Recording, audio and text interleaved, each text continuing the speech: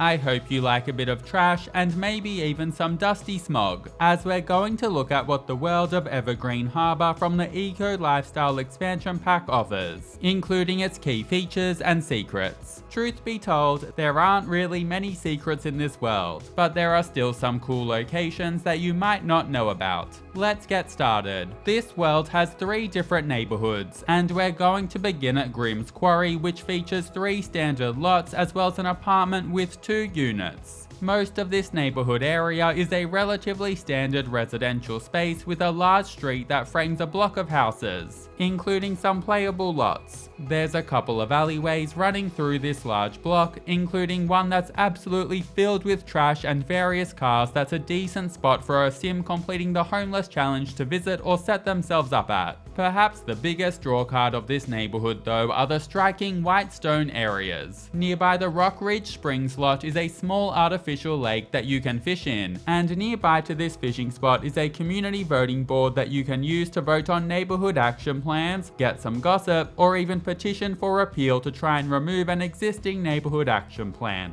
Nearby to this fishing spot and board there's another, larger body of water, and this leads to an elevated space that features the final lot in the area. You can access this from the main road by travelling up the yellow grated ramp to it. And it really is a cute and somewhat private area. Nearby to the lot is another open space with some water around it, featuring a tower of sorts and some seating. And there's even another long ramp that leads to it as well. Now let's move on to look at Port Promise, which features 5 lots and is the most industrial looking of the 3 areas. We'll start to the side of the area around the Portsmouth Promenade lot, which is located on a slab of pavement between a large road and a boardwalk along some water. There's some seating on the boardwalk, and as it leads around to the rest of the neighbourhood, there's a community voting board on the boardwalk as well. Yes, it is all set up right beside the strip filled to the brim with trash. This then leads to another lot besides the water that's surrounded by some decorative shipping containers. If you go up from this lot, there's some more road, including a roundabout, and continuing to go upwards, you'll follow a road that has a dumpster at the end. These dumpsters within the world are quite fun to make use of, whether that be for napping or woohooing, or even for diving for meals, which can see you find food, or diving for deals, which can see you find a wide range of objects, including rundown furniture that you can fix or upcycle. Dumpsters are the perfect object to make use of in a rags to riches or homeless challenge, though keep in mind that you can also purchase them in buy mode and pop them onto any lot so that you don't strictly need to visit these world areas to access them. Now to one side of this road is another lot, and to the other side is a large paved concrete area that leads to a grated yellow ramp or platform space. Also a quick side note that I really like how this whole space lights up at night.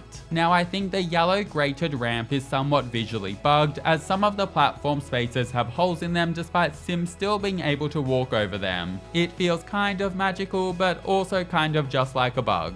This yellow platformed area is really just a very industrial looking walking platform that your sim can walk along, but unfortunately it doesn't have much of a use besides that. I kind of wish that you could fish off of it and catch some sort of toxic fish or something, but you know, one can dream. This platformed area has a few more entries or exits. The 2 that we haven't mentioned or looked at lead to more of the usual open paved kind of spaces with a single lot in the middle and some more benches to sit at along the water. Notably, there's another dumpster in this open space too. From this area is a bridge across the water that connects to a dirt pathway, and this then leads to the final lot in the area that has its own more secluded space. However, sadly there isn't anything interactable here. Now let's keep going and look at the final area in the world, being Conifer Station, and it features 3 normal lots and 1 apartment that has 2 units. The center of this neighborhood feels like an industrialized suburbia, with roads framing a heap of houses. The road changes to be more cobbled around the center of the area, which is a nice touch, and it features a couple of amenities such as some picnic tables and a sitting area, although honestly nothing that's all too groundbreaking. In fact, the amenities look like they need a little love. Then on one side of this central area are some industrial things along a man-made canal. I wish I could be more specific as to what those industrial things are, but sadly that info isn't in my knowledge wheelhouse. This man-made canal then continues around where you'll find another dumpster, and the pathway then breaks off and leads down to the water where there's a fishing spot.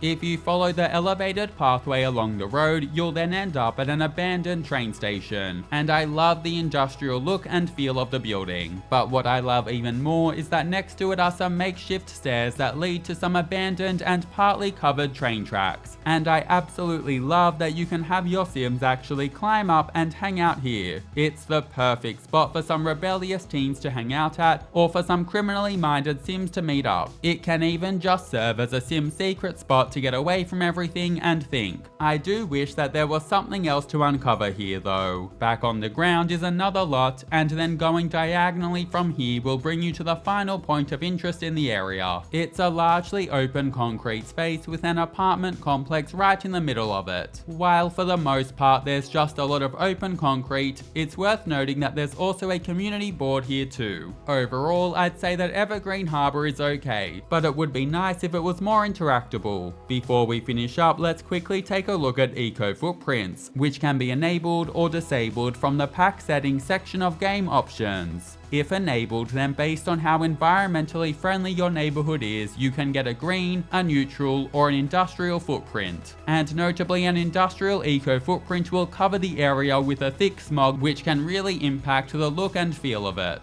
If you have seasons, then if an area has an industrial eco footprint, you can also experience acid rain, which can make Sims hygiene need plummet, and this makes gameplay a little bit more interesting. And with that, we're at the end. That's what the world of Evergreen Harbour has to offer. If you enjoyed this, then you might enjoy some of my other videos on world secrets and features, so check them out if you want to. And as always, I hope you have an amazing day. See you later!